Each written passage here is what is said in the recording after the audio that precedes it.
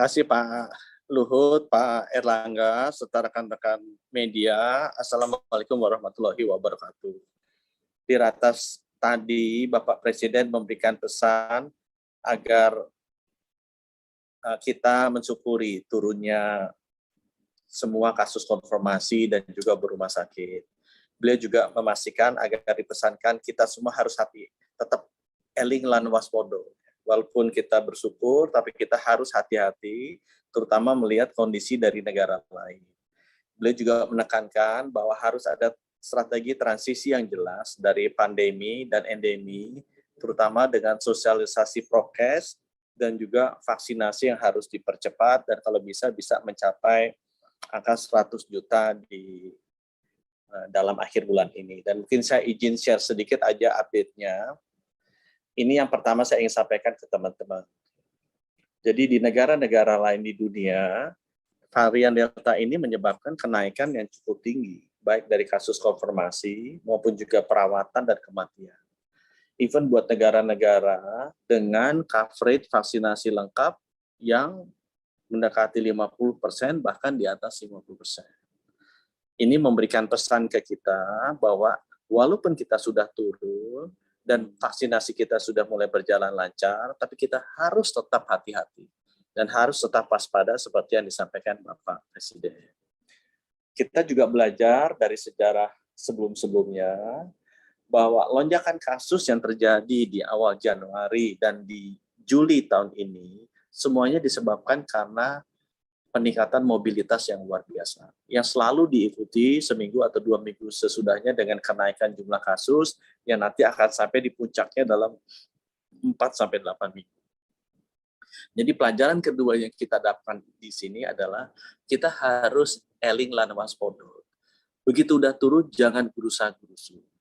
Kemudian mengendorkan semuanya sehingga akibatnya naik lagi mobilitasnya dan kita alami lagi kenaikan lonjakan gelombang berikutnya. Jadi ini pesan kedua juga yang kita mesti sadari. Pesan yang ketiga adalah ini yang di luar kontrol kita. Hampir semua negara yang kenaikannya tinggi termasuk di Indonesia itu disebabkan karena adanya mutasi baru varian Delta yang sekarang sudah hampir tersebar di seluruh dunia. Ini yang sulit ditebak. Karena semakin lama dunia menunda vaksinasi, pasti di satu daerah terjadi penularan dan varian baru itu timbul karena adanya penularan.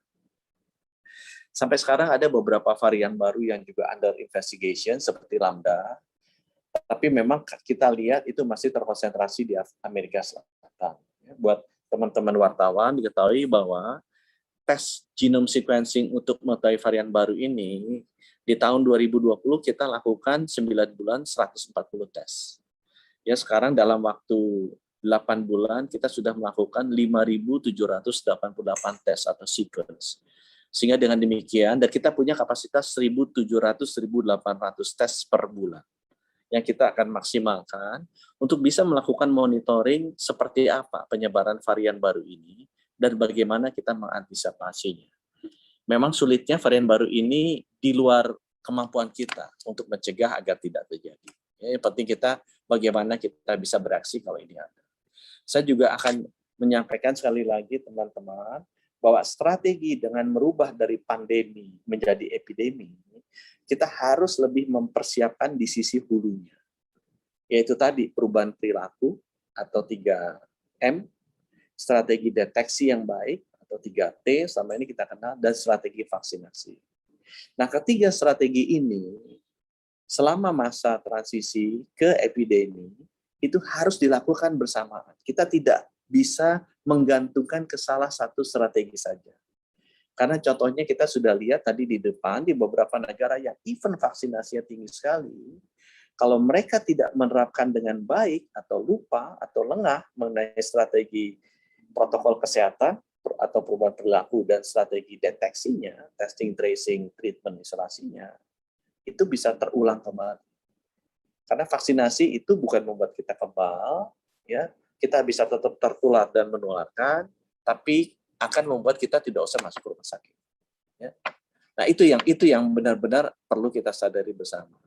Saya akan cepat cerita sedikit Tadi kalau yang ini Pak Menko Marinvest sudah cerita bahwa strategi protokol kesehatan kita benar-benar dikonsentrasikan menggunakan teknologi informasi berbasis peduli lindungi, yang memang fungsinya 3.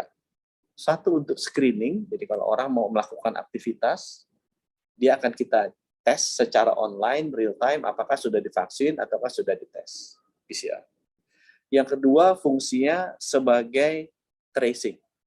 Jadi karena setiap kali dia melakukan aktivitas di lokasi yang berbeda, dia harus tembak barcode-nya sehingga kita tahu. Kalau suatu saat kita mau tracing, tertular kita bisa cepat. Yang ketiga yang paling penting, ini untuk kontrol protokol kesehatan. Karena dengan peduli lindungi kita bisa atur berbasis IT. Kalau orangnya sudah divaksin, dia boleh perilakunya seperti ini. Misalnya duduk di meja berempat. Atau yang tidak boleh vaksin, duduk di meja berdua. Yang belum divaksin, mejanya mesti di luar. Yang sudah divaksin, mejanya boleh di dalam AC. Atau kalian sudah divaksin, kalau nonton bola, tribunnya boleh lebih ketat, boleh teriak-teriak dijualin makanan. Kalau yang belum vaksin, tribunnya berbeda, lebih jarang, harus pakai masker terus, tidak boleh makan. Nah, itu adalah contoh-contoh di mana protokol kesehatan implementasi dibantu oleh teknologi informasi. Dan kita sudah siap, kita mau mencoba di 6 aktivitas kehidupan utama, yaitu perdagangan, mall, pasar modern, pasar tradisional, toko-toko. Kedua, aktivitas transportasi, darat, laut, udara, terbang. Ketiga, aktivitas pariwisata, bisa itu main bola, pertandingan golf, kemudian kuliner, gitu ya. Keempat adalah aktivitas bekerja, itu bisa di kantor atau di pabrik. Kelima, aktivitas pendidikan, bisa SD, SMP, SMA, perguruan tinggi. Dan yang paling penting adalah keenam, aktivitas keagamaan.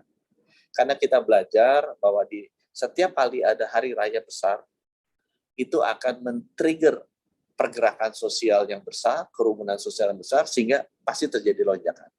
Pengalaman kita di Januari karena Nataru, pengalaman kita di Juli karena Idul Fitri. Pengalaman di India, lonjakan pertama juga karena ada upacara keagamaan. Kemarin juga ada lagi di daerah Kerala, India naik lagi upacara keagamaan berkaitan dengan mulainya musim panen. Kita lihat juga di Bali kemarin sudah vaksinasi tinggi, naik lagi karena memang Juli Agustus adalah saat-saat di mana teman-teman di Bali melakukan upacara keagamaan. Jadi penting sekali protokol kesehatan itu diimplementasikan di aktivitas keagamaan. Nah, saya mungkin akan loncat saja mengenai deteksi.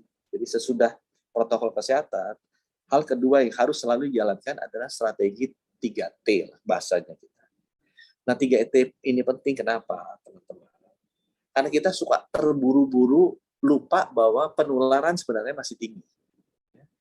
Angka yang paling bagus dipegang, para epidemiolog bilang ke saya, karena sulit angkanya dimanipulasi juga, adalah positivity rate. Jadi kalau testingnya ternyata, kasus konfirmasi sedikit, tapi gara-gara testingnya sedikit, positivity rate-nya pasti tinggi.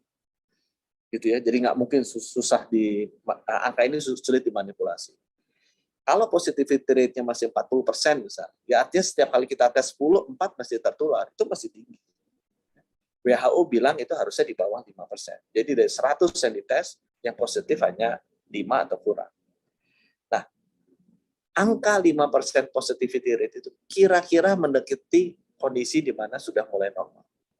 Kalau masih tinggi, itu kan di beberapa provinsi itu masih tinggi positivity rate-nya.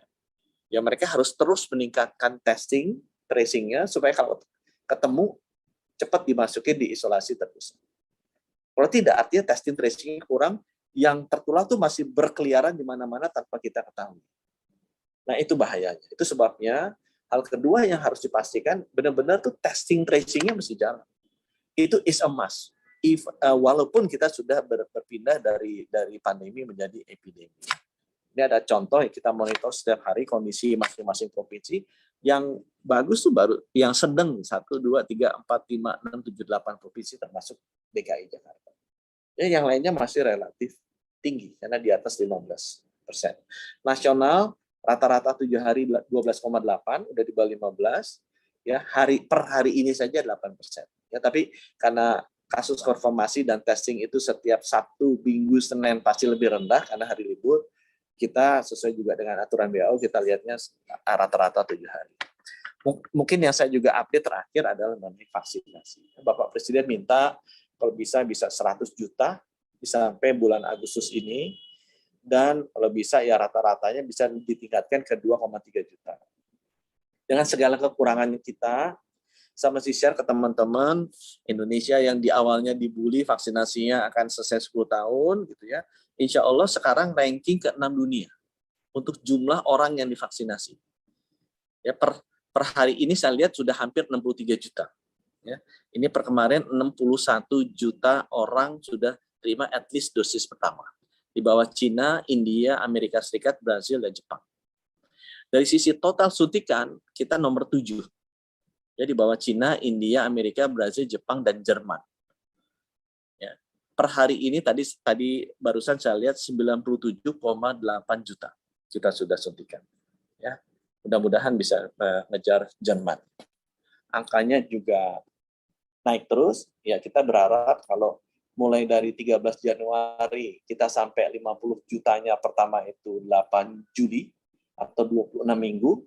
Ya sekarang cita-cita kita instead of 26 minggu untuk 50 juta keduanya kita mau kejar di 31 Agustus atau 7 minggu. Jadi dari 26 minggu ke 7 minggu.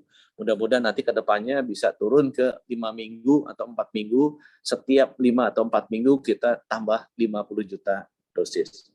Bulan ini, sesuai saya cek, besok mungkin kita total akan datang 64 juta dosis, ada yang sedikit tertunda, tapi bulan September mungkin kita akan dapat di kisaran 80 juta dosis. Jadi kalau sehari 2,3, 1 bulan 30 hari, memang kita butuhnya sekitar 60-an.